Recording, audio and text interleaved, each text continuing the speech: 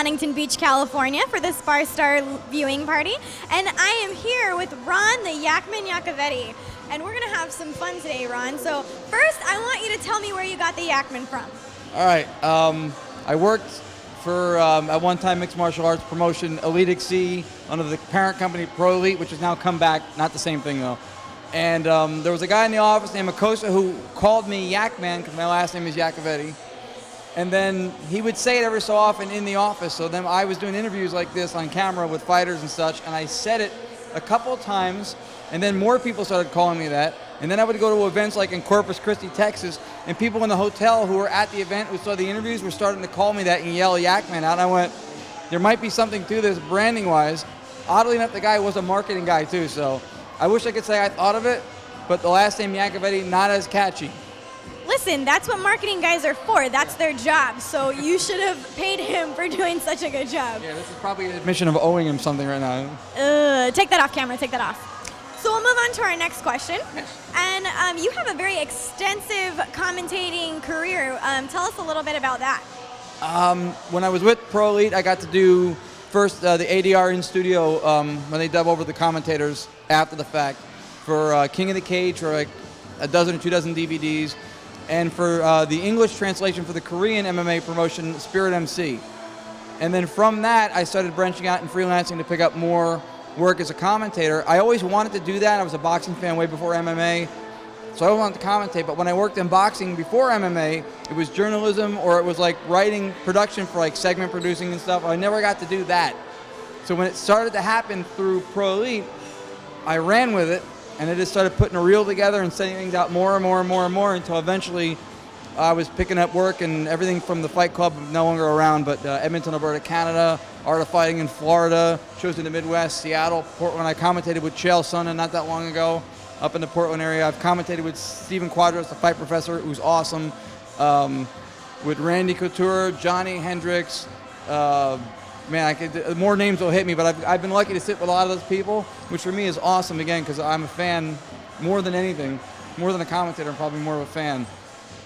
So I just kept doing it, and it became something I'm continuing to be grateful for, because I love that kind of work. I've always wanted to do it.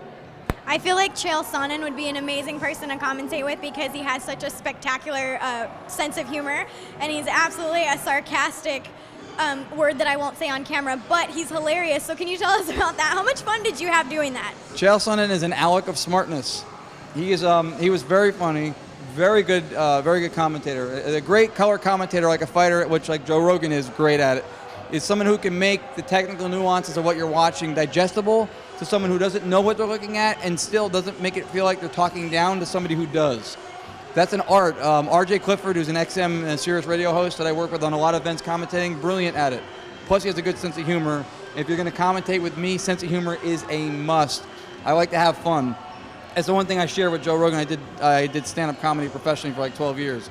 So I like to have a little bit of fun, not so dry and statistical when you're doing commentary. It makes it, I think, a little bit more entertaining to do. So. I do stand-up comedy all the time in my mirror, and my bathroom's never kicked me out, so I think I'm pretty good. But I want to know, do you have a like a catchphrase that you say when you're on there, you know, like Joe Rogan and Michael Berg will always say, next time in the octagon. Do you have one of those? I don't have a catchphrase yet, but now I feel like I need to have one. Epic fail. Yeah, no, I don't have a catchphrase. You know what, that kind of thing, the same way the nickname, the moniker thing with the Yakman thing came about, like I didn't create it, but if organically it came out or I said something, sometimes I have recurring lines I'll use sometimes when I commentate for a situation that's the same kind of thing, somebody telegraphing a shot or whatever. I may use the same kind of setup or something for it, but I don't have, and a catchphrase thing would be good to have probably too. I almost needed one. I actually got scouted by WWE like almost 2 years ago for commentating, which was surreal. But it was an honor because they picked like 10 people nationally that were commentators, and I didn't even know how they found me. But I guess they follow MMA too, so it was weird to be in that whole studio with the, you know. You can borrow mine if you want. You have a catchphrase? I do. Please tell me. Bam, sucker. I like it. I feel like it's very fitting in MMA. It is. It's fitting for you, and I could not pull it off to the same degree. It would be a cheap imitation. And they sell, don't get me wrong, on the streets of New York, cheap imitations. Gold, however. I mean, that's the way. There's no originality anymore. People don't do that. Where I reinvent the wheel. That's true. Actually, just a minute ago, somebody in the other room said there's no originality anymore. People don't do that. Just before you said it. See? Where do you think I got it from?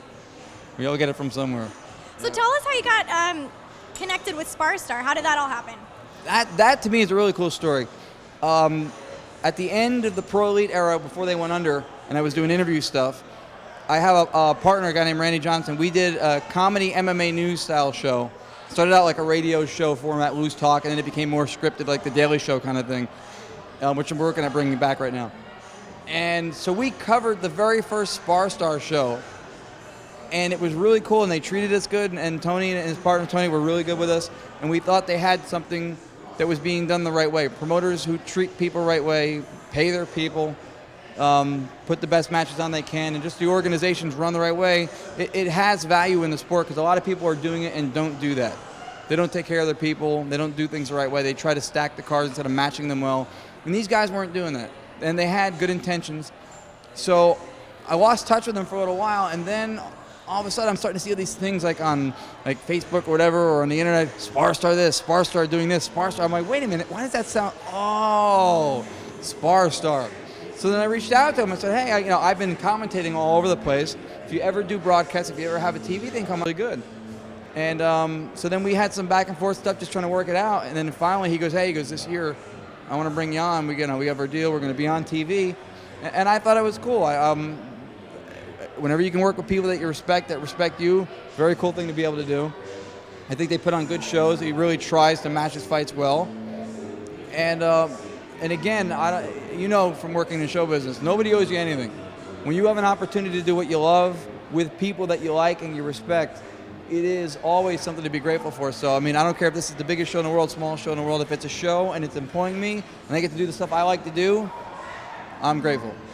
Absolutely. That sums it up. So if you haven't noticed, both Ron and I work on Spar Star.